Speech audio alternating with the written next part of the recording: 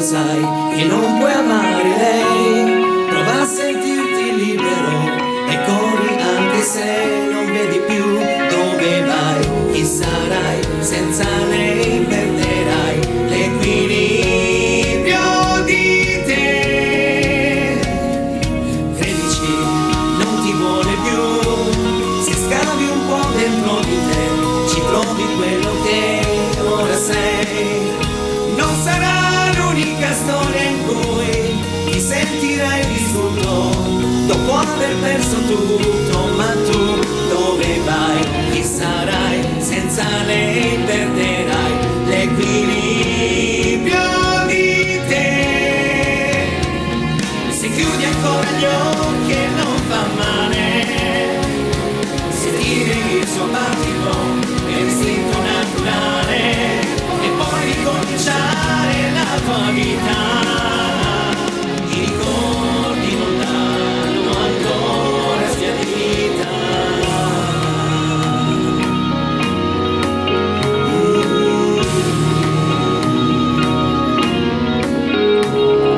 Provaci come sai fare tu, conquistala in un attimo, come la prima volta in cui ha visto solo te e tutto il mondo fuori aveva un'altra età, era la tua realtà.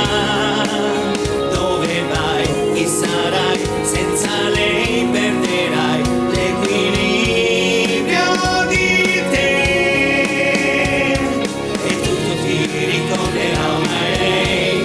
C'è ancora il suo profumo nella macchina e ora che non c'è più, dimmi chi riuscirà a riempire i giorni tuoi.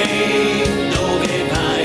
Chi sarai? Senza lei perderai l'equilibrio di te. Se chiudi ancora gli occhi e non fa male, sentire il suo battito è l'istinto naturale e poi ricominciare la tua vita. I ricordi non l'hanno ancora sbiadita, non fa male la sua pelle su di te. No, non vivi più senza lei. Se cerchi una risposta al tuo amore, cancella la parola errore.